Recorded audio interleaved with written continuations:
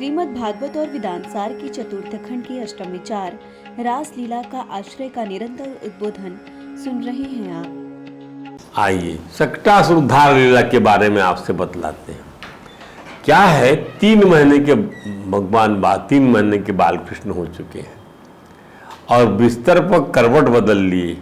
बच्चा जो है ऐसे करवट बदल लिए, ये भी लीला देखिए आप। ठाकुर जी के करवट बदलने का अभिषेक उत्सव मनाया जा रहा है। अरे आज भगवान ने करवट बदली है, आज करवट बदली है। और करवट बदलना मतलब दांव बदलना, दांव चलना। करवट बदल के भगवान अब जो है आज दूसरी लीला दिखलाएंगे। श्रीमद् भागवत में लिखा है क्या, कदाचित औत्थानिक कौतुका प्लवे जन्मारिक्ष योगे समवेत योषिताम। सारी महिलाएं इकट्ठी हो गई हैं। बच्चों का उत्सव हो और महिलाएं इकट्ठी ना हो। वाह, भगवान की आज जो है उनका जन्म नक्षत्र है। आज भी जो है रोहिणी का नक्षत्र है। वादित्र गीत द्विज मंत्र वाचकैहा चकार सूनु अभिषेचनम सती। एक बार नन्हे कृष्ण के उठने और करवट बदलने का अभिषेक उत्सव मनाया जा रहा था। उसी दिन भगवान श्री कृष्ण का जन्म नक्षत्र भी था, अर्थात चंद्रमा और रोहिणी नक्षत्र का मेल था। ऐसे उत्सव में जिसे उत्थान कहा जाता है और जो बालक द्वारा घर से पहली बार निकलने पर मनाया जाता है, इस अवसर पर बालक द्वारा घर से पहली बार निकला है। आज बच्चे को गोदी में लेके बाहर निकालेंगे। तो इस अवसर पर शिशु को अच्छे से स्नान कराया जाता है। श्री कृष्ण भी 3 माह के हो चुके थे। यशोदा मैया भी पड़ोस के अन्य औरतों के साथ इस उत्सव को मना रही थी। इस हेतु घर में बहुत सी स्त्रियों की भीड़ लगी हुई थी। गाना बजाना हो रहा था। उन्हीं स्त्रियों के बीच में खड़ी हुई सती साध्वी यशोदा जी ने अपने नन्हे शिशु श्री कृष्ण का अभिषेक किया। उस समय ब्राह्मण लोग मंत्र पढ़कर आशीर्वाद दे रहे थे। ओम स्वस्ति न इंद्रो विदश्रवाः स्वस्ति न पूषा विश्ववेदाः स्वस्ति न तारक्षो अरिष्टनेमि स्वस्ति नो बृहस्पतिर्दधातु। यशोदा एक एक करके सभी गोपियों का आदर करने लगी। उनके साथ आए गो बालकों को उपहार देकर प्रसन्न करने लगी। गोपियाँ भी भगवान को हृदय से आशीष दे गाने लगी। यशोदा मैया ने ब्राह्मणों का खूब पूजन सत्कार किया। ब्राह्मणों द्वारा विलालन के लिए स्वस्ति वाचन किया गया। अतिथियों का आने का सिलसिला जारी रहा। इसी बीच मैया ने जब ये देखा कान्हा को नींद आ रही है, तब उन्होंने बाहर एक आंगन में पड़े हुए छकड़े के नीचे, आंगन में छकड़ा पड़ा था, बैलगाड़ी, बिना बैलगाड़ी का छकड़ा। और बैल जो तो गाड़ी बैलगाड़ी बन जाता है, उस छकड़े के नीचे रखा। पालना था छकड़े के नीचे। पालने में धीरे से अपने लालन को सुला दिया। ये छकड़ा है, इसे खड़ा हुआ इसे करके, और उसके नीचे पलना वो रखा हुआ पालना। पुनः अतिथियों स्वागत में लग गई। तो भागवत में लिखा हुआ है क्या, औत्थानिक मना मनस्विनी समागतान पूजयति ब्रजौ कुसाहा। यशोदा मैया ब्रज की महिलाओं का जो आई हुई थी सबका स्वागत सत्कार करने में लगी हुई हैं। नैवा शृणुद वैरूदितम तस्य सा। उन्होंने अपने बच्चे का रोना नहीं सुना। कन्हैया रो रहे ये नहीं सुन पाई। रुदन स्तनार्थी चरणों दक्षिपा। रोते हुए कि मैया का दूध कब मिलेगा, कब मिलेगा। भगवान अपने बाल कन्हैया अपने चरणों को फटकारने लगे। फटकारते मालाएं अन्न भेंट करने लगी। अरे फटकारते जब पैर फेंक रहे थे, तो जब कान्हा का कोमल पांव छकड़े को पड़ा तो छकड़ा तेजी से उलटकर टूट फूट गया। ध्यान दीजिए, पल्ले में पड़ लल्ला, ये छकड़ा के नीचे पलना, पल्ले में लल्ला, लल्ला का पैर लगा छकड़े पे। ऐसे मारो ये गिरा जाकर। तब तो पहिए धुर से अलग हो गए, इतना पल, इतना पावर, पहिए जो है अपने धुर से अलग हो गए, बिखर गए, गाड़ी का लट्ठा टूट गया। फलस्वरूप छकड़े पर रखी सारी वस्तुएं, जिनमें दूध, दही के कनस्तर, रस भरी मटकियाँ, बर्तन रखे थे, भांडे रखे थे, सब टूट फूट गए और छितर गए, यहाँ वहाँ सब बहने लगा रस। सभी लोगों ने यह दृश्य देखो तो आश्चर्य कर भी लोगों कि ये छकड़ों किस तरह अपने आप चूर चूर हो गए हो, या लोग तो कुछ समझ ही ना आ पाए। वो तो प्रसंग प्रभु के प्रियों के लिए ही है। कई अतिथियों का राम मान सम्मान करना तो व्यवहार है कि उनकी सेवा पूजा धर्म है, परंतु जिसके निमित्त उत्सव करते हो उन्हें तो भुला ही दिया जाता है। क्या ये उचित है? बाल कृष्ण की गाड़ी के नीचे पालने में डाल दिया गया। हमारे प्रियतम कन्हैया जी को जब ये जरा नहीं सुहाया, हमारे को डंडाली के नीचे डाल दे, तुमने जाके लाने उत्सव कर रहे हो, हम तो है नहीं वहां पर। रोज उनका रुदन भी जब किसी ने नहीं सुना तो वो क्या चाहते, तब उन्होंने छकड़े पर पांव फटकार दिया। प्रभु के पदाघात से जोर की आवाज करता वो छकड़ा टूट गया। उस पर सड़क की सारी वस्तुएं फर्श पर गिर गई, जोर की आवाज भई और तब जाकर यह उत्सव थम सो गए। अरे क्या होगा भैया, क्या होगा भैया, ये सब दूध दही भी कर गो, आज मैया का दूध दही भी कर गो, सारी हड्डियां फूट गई मैया की, छकड़ों टूट गो। इस प्रकार के सब लोग जो है थन्न खाए गए, कुछ हंसी आ रही, कुछ सन्न खा गए। भाई रानी का छकड़ा टूट गया, रानी का सामान नीचे, तो मन ही मन तो हंस रहे हैं सब लोग क्या हो गया करके। तो कन्हैया ने इस मजाक से अपने प्रेमियों, अपने मैयाओं को अपनी उनकी भूल को ध्यान करा दी।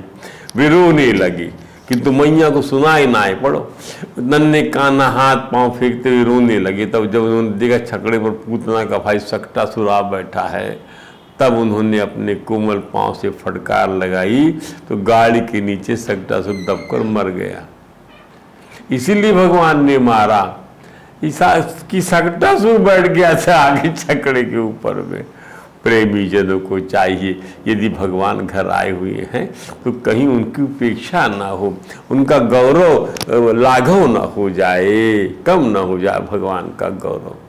ध्यान दीजिएगा, संत गण कहते हैं भगवान की उपस्थिति में तो केवल भगवान को देखना चाहिए, उनको छोड़कर और कहीं नहीं जाना चाहिए। यह भी नहीं सोचना चाहिए कि भगवान तो हमारे हैं, गोपाल जी तो अपने घर के हैं, उनकी पूजा हम बाद में कर लेंगे, पहले बाजार में सैर करावें। संसार में तो व्यवहार से छुटकारा मिलने वाला है नहीं। पर यह क्या बात हुई कि व्यवहार में भगवान जी को भूल जाओ? प्रभु प्रेमी इस बात को समझे कि व्यवहार व्यापार कोई अपराध नहीं है, किंतु उसी में लीन होकर भगवान को भुला देना अपराध है। इसका परिणाम व्यवहार और व्यापार को नुकसान पहुंचाना हो सकता है। इस आख्यान से हमारे प्रीतम भगवान सिखाते हैं कि उत्सव आदि मनाओ, सबसे मिलो जुलो, उपहार लो, दो, परंतु उन्हें अपने प्रेमियों को इस प्रकार की त्रुटि का आभास करा देना अच्छा लगता है। भगवान का ख्याल पहले करो। इसके लिए वे उत्सव में उपयोगी वस्तु को नष्ट करने से गुरेज नहीं करते, ताकि प्रेमी अपने पुरुषार्थ पर पुनर्विचार करे। घर के काम काज करते समय दृष्टि ठाकुर जी पर लगी रहनी चाहिए। व्यवहार निभाते समय भी ठाकुर जी को निहारते रहने का अभ्यास ही प्रेम का पुरुषार्थ है। जब कोई मेहमान हमारे घर आते हैं तो उन्हें प्रसन्न करने के लिए हम उनसे बातचीत करते हैं। सभी काम काज करते हुए हमारा ध्यान तो भगवान पर लगा रहता है। जब कभी इसी कारण से ठाकुर जी पर ध्यान टूटता है तो ठाकुर जी भी प्रीतम होने के नाते प्रेमी जनों से हास्य विनोद करते हैं और छकड़ा तोड़कर ध्यान खींच लेते हैं। संत लोग इस आख्यान में, सकटासुर आख्यान में, एक रहस्य और उजागर करते हैं। प्रभु प्रेमियों को चाहिए कि प्रीतम को अपनी गृहस्थी गाड़ी में ऊपर रखें, न कि नीचे। हमारा पुरुषार्थ गौण हो जाएगा। यदि ठाकुर जी गाड़ी के नीचे रखे जाएंगे तब गाड़ी को उलटने से कोई रोक नहीं पाएगा। यशोदा माँ ने नन्हे कारण तो गाड़ी के नीचे रख दिया और दूध दही माखन आदि सांसारिक भोग पदार्थों गाड़ी के पर रख दिया, भगवान गौण हो गए, भगवान के ऊपर सारा सामान रखा हुआ है। तो और सांसारिक भौतिक पदार्थों को मुख्य मान लिया, सारी गाड़ी ही उलट गई। प्रेम में काम सुख प्रधान बनेगा और राम सुख गौण हो जाएगा तो जीवन की गाड़ी उल्टे बिना नहीं रह पाएगी। राम सुख को प्रधान बनाओ और काम सुख को गौण बनाओ। काम लोभ आदि तो सकटासुर हैं, और क्या है, सकटासुर। जो गाड़ी में बैठने वाली ये तो है, काम है, क्रोध, सब गाड़ी में बैठे रहते ही। दूध दही माखन आदि भोग पदार्थ के प्रतीक हैं। प्रभु प्रेमियों के जीवन में भौतिक पदार्थ की प्रधानता नहीं होनी चाहिए, अन्यथा जीवन की गाड़ी पर सकटासुर सवार होकर दुख पहुंचाएगा। आज तो प्रीतम श्री कृष्ण को प्रधानता देना ही प्रेम का सच्चा पुरुषार्थ है। अब आइए त्रिणासुर उद्धार लीला को सुनते हैं। इसका क्या मतलब है? नन्हे कान्हा की शिशि लीला के अंदर 2 आख्यानों की ओर और चर्चा करेंगे, जिसमें प्रेम रूपी हमारे पुरुषार्थ को संवारने का संदेश मिलेगा। हमारे प्रीतम लालन अभी माँ की गोद में ही है। श्री भागवत ने लिखा है, एकदारोहम आरूढ़म लालयन्ती सुतम सती गरिमाणम सिजोम से गिरिकूट। भगवान का भजन गोदी में अपने आप एक वर्ष के भय बालक बाल कृष्ण अचानक गोदी मैया ली हुई है और उनको वजह इतना बढ़ गो इतना बढ़ गो इतना बढ़ गो कि जो है उनको नीचे उतार के रखना पड़ गया। मैया को सहन नहीं हुआ, ये चट्टान शरीर का भार लल्ला को कैसे हो गए। उन्हें बाढ़ से पीड़ित होकर उन्होंने श्री कृष्ण को पृथ्वी पर बैठा दिया, पर घटना से भी अचंभित हो गई। उन्होंने भगवान पुरुषोत्तम का स्मरण किया। उत्पात की आशंका से उन्होंने इस भारी पन्ने के निदान के लिए ब्राह्मणों को बुला भेजा। उनके पास श्रीमद नारायण का स्मरण और ब्राह्मणों को बुलाने के अतिरिक्त अन्य कोई विकल्प नहीं था। भारी हो जाने से मैया ने उन्हें नन्हे कान्हा को भूमि पर बिठा दिया था। अचानक एक तेज बवंडर आया और वह हमारे प्रीतम कान्हा को आकाश में उड़ा ले गया। जहाँ देखा कि बाल कृष्ण बैठे हुए हैं, बवंडर आके उठा ले गया। बने बवंडर उड़ गए बाल कृष्ण। वे बवंडर कोई नहीं, कंस का निजी सेवक तृणावर्त नाम का राक्षस था। पहले मैया की गोद में ठाकुर जी भारी हुए, तब मैया ने उन्हें भूमि पर रख दिया। ठाकुर जी हल्के हो गए, जिसकी तृणावर्त उन्हें उड़ा ले गया। भारी होता तो नहीं उड़ा ले पाता, वो हल्के हो गए। माँ की गोद में थे तो भारी हो गए। देखिए ध्यान समझिएगा, हल्के हो गए तृणावर्त रह गया। तो इसीलिए ऐसा किया था भगवान ने कि माँ गोदी से उतार दे हमको। ऐसे तो उतारेगी नहीं गोदी से हमको, ली रहेगी। तो भारी हो गए, ताकि माँ को असुविधा लगी कि लल्ला काय चट्टान सभी को भारी हो गए, तो नीचे उतार दिया। नीचे उतार दिया तो हल्के हो गए। तो तृणावर्त को लगा अरे, तो फटाक से ऐसा कागज से उड़ा के ले गया है। भगवान चाहते ही थे।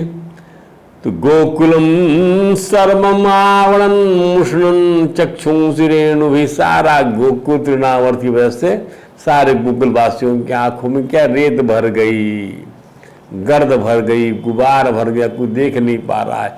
ईरियंसु महाघोर शब्द है, चार दिशाओं में घोर शब्द हो रहा है चक्रवात का।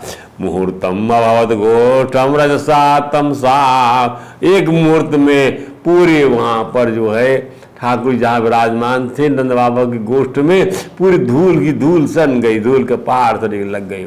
सुतम सोदाना पश्चात तस्वीन न्यस्तवती यताहा, वो ढूंढने लगी, यहाँ रखी थी लल्ला को, मैं कहाँ चला गया लल्ला मेरा। इन भगवान को पालना आसान नहीं है, ध्यान समझिएगा। छोटा मोटा बच्चा ही बहुत उपद्रव मचाता तो वो भगवान ही है। वो तो छोटा मोटा बच्चा ऐसा परेशान करता है कि आप उसको कंट्रोल नहीं कर सकते। कहीं यहाँ भगेगा कहीं वहाँ भगेगा। तो आजकल क्या किया लोगों ने, जूते में चींटी लगा दिया है। जब बच्चा चलता है तो चींटी बजती है, तो कहाँ जा रहा मालूम पड़ जाता है। पहले मालूम नहीं पड़ता था, अब चींटी वाला जूता आ गया है। तो बताइए भगवान ही बच्चा बने हुए हैं, तो कितनी परेशानी हो रही सब लोगों को। कभी तृणावर्त आ गया, कभी पूतना आ गई, तो यानी बड़े सावधानी से पालन पोषण हो रहा है भगवान का, बड़ी सावधानी। 11 साल तक पालन पोषण हुआ ब्रज में, 11 वर्ष तक। भगवान चाहते थे कि मुझे छिपा के रखा जाए ताकि मैं पवन लीला कर सकूं, मैं रास लीला की तैयारी कर सकूं, ये सब बातें थी। इसलिए उन्होंने ये सब चीजें किया। मैया अपने लालन को जहां नहीं पाई तो भी भूमि पर गिर पड़ी, विलाप करने लगी, कहाँ गया वो लल्ला, कहाँ गए वो लल्ला। बवंडर का वेग घटने से जब कुछ, अब आप यूँ समझिए गांव का मजा, शहर में भी भारी भारी धूल चलती तो लोग घबरा जाते हैं, फिर गांव में तो चारों तरफ झाड़ झंकार सब ये हैं, तो कैसे घबरा ना जाए। रोवे लगी, आंसू भर रही। इसी बीच तिरासुर असुर आकाश से पत्थर की बड़ी चट्टान पर आ गिरा। अब वो अचानक वो तृणासुर नाम का, और उसके सारे अंगों का कचुबन निकल गया, वो मर गया। असुर की छाती से लिपटे थे बाल कन्हैया। गोपियों ने उठाकर लल्ला को मैया की गोद में दे दिया। बालन को किसी लालन को किसी बात चोट नहीं आई, जानकर नंद के बाबा से सारे वाल गोपियां अत्यंत खुश हुई। क्या आनंद है, भगवान को पालने का आनंद देखिए। इसी कहते हैं अंत भला तो सब भला, हर समय भगवान भगवान भगवान भगवान, चले गए तो भगवान, आ गए तो भगवान। क्या बात है, बड़े भाग्यशाली ब्रजवासी। हम देखें कि क्षण के लिए रजस और तमस इन दोनों से ही प्रेमी जनों की, अर्थात धूल और अंधकार, इन दोनों, धूल माने रजस और अंधकार माने तमस, इन दोनों से ही प्रेमी जनों की आंखों को देखने की शक्ति आंख जाती रहती है। संत लोग प्रीतम प्रभु के मिलने। अब इसका देखिए, अब तात्विक अर्थ निकाल रहे लोग बात। धूल भर गई, रजोगुण आ गया, हाँ, तो जहाँ विषय वासना आ जाएगी आपको दर्शन नहीं होंगे भगवान के। और फिर तमोगुण आ गया, अंधेरा छा गया, निद्रा आ गई, तो भगवान के दर्शन नहीं होंगे आपको। तो जाती रही देखने शक्ति आंखों की। संत लोग प्रीतम प्रभु के मिलने में मल, विक्षेप और आवरण नामक 3 प्रकार का व्यवधान मानते हैं। तृणावर्त ने कुछ क्षण के लिए सभी को इन 3 आवरणों से क्षुब्ध कर दिया। इन 3 आवरणों से मल आ गया धूल से, विक्षेप आ गया अंधेरे से, तमोगुण से, और आवरण छा गया मन के अंदर में। और बल्कि उनके नेत्रों से देखने की सामर्थ्य ही छीन लिया। और ये सब तब हुआ जब प्रेमी जनों के सामने भगवान नहीं थे, उड़ा के ले गया है, उसके बाद हुआ है, सब सामने नहीं हुआ। यदि हम अपना काम करना चाहें और प्रीतम को नज़रों से ओझल कर दें तो प्रीतम से हमारा वियोग सुनिश्चित है। समझिए, हम अपना काम करना चाहें और भगवान को ओझल कर दें नज़रों से, तो हमारा काम वियोग होना, हमारा भगवान से वियोग होना सुनिश्चित है। भगवान साथ में रहे हमारे, उनकी स्मृति रहे हमारे साथ, हमारी बुद्धि पर रजोगुण और तमोगुण का पर्दा पड़ जाएगा। अतः प्रेमी को एक क्षण भी ओझल नहीं होने देना चाहिए, जिससे कि उसका पुरुषार्थ क्षुब्ध हो जाए और प्रीतम से वियोग हो जाए। ये तो प्रीतम का प्यार है कि वह सुरक्षित हमारे बीच में फिर से आ जाते हैं। और दुष्ट तथा पापी अपने पाप कृत्यों और के भार से तब स्वयं मर जाता है। जैसे तृणावर्त जो है मरा, पूतना मरी और सकटासुर मरा। शैशव अवस्था की एक और लीला है जिसमें मैया सबके प्रीतम कान्हा को स्तनपान कराती हैं। इसमें माँ का वात्सल्य प्रेम परमात्मा की ऐश्वर्य शक्ति से किंचित भी अभिभूत नहीं होता। देखिए, माँ स्तनपान करा रही है, परमात्मा का ऐश्वर्य जो होता है ना, माँ को जरा भी परवाह नहीं, परमात्मा होगा लेकिन इस समय मेरी गोद में है। माँ और का जो महत्व है, उसका जो वात्सल्य, वो देखने लायक है। मैया को नारायण की ऐश्वर्य शक्ति का तब अभिभूत करने को उद्यत हुई।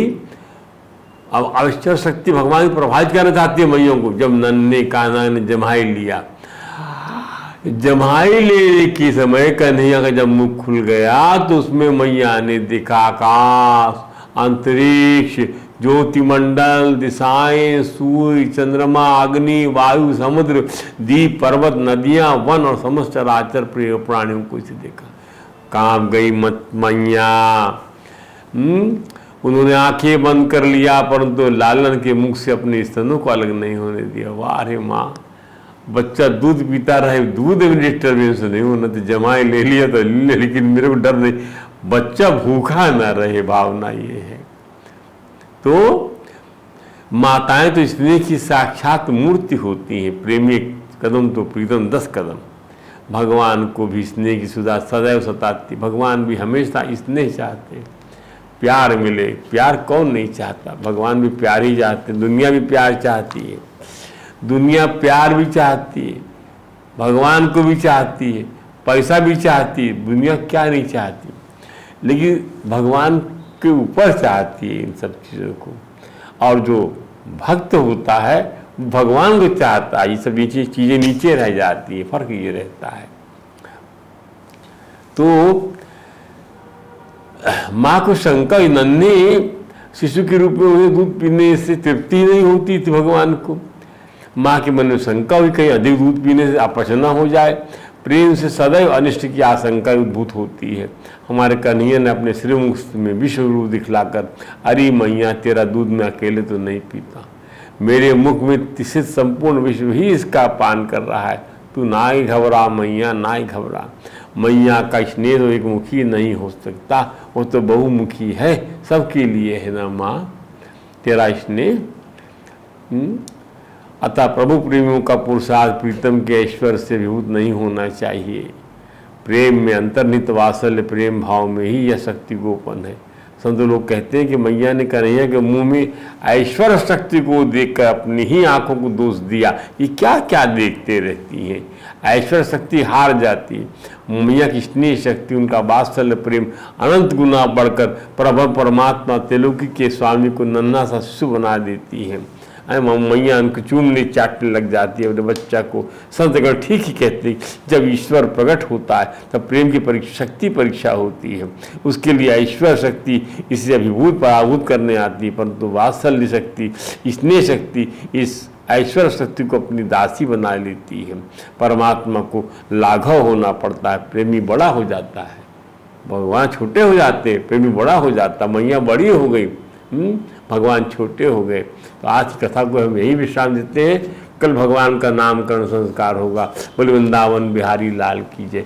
हरे राम राम राम हरे हरे, हरे कृष्ण कृष्ण कृष्ण हरे हरे।